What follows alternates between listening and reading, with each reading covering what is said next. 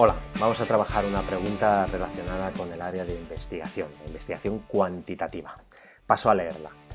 El tipo de estudio epidemiológico indicado para analizar en una muestra inicialmente exenta del problema de salud objeto de estudio la asociación entre un factor de riesgo y la aparición de la enfermedad.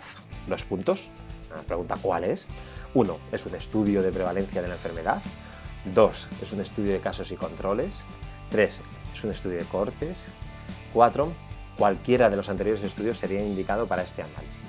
Bueno, esta pregunta es un clásico también, en la que te exigen que decidas cuál es el estudio idóneo para determinado objetivo de dicho estudio. La clave está en el enunciado, sin mucho misterio, porque nos están diciendo que buscan un estudio en el que la población es sana, exenta del problema de salud, y que lo que quieren es analizar la asociación entre dos variables. Por un lado, el factor de riesgo y por otro lado, la aparición de la enfermedad. Esas son dos variables, ¿no? Quieren averiguar si hay relación entre tabaquismo, factor de riesgo, y la aparición de cáncer de pulmón, pero en una muestra en la que las personas a las que investiguemos no tengan todavía cáncer de pulmón, están exentas de ese problema de salud.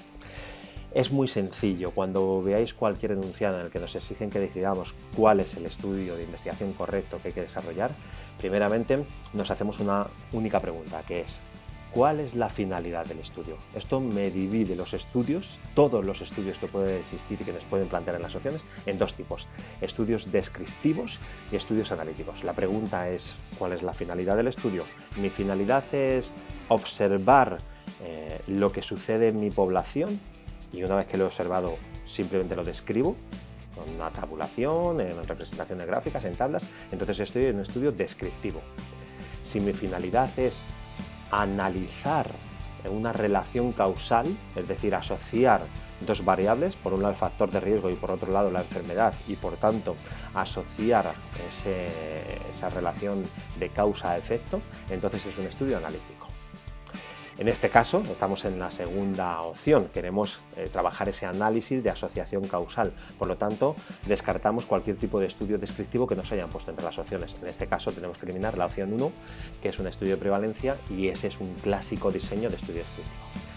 Así que, como hemos descartado la opción 1, tampoco va a ser la 4, que dice que cualquiera valdría. No vale cualquiera, dado que el 1, la primera opción, es descriptiva y no nos vale con observar.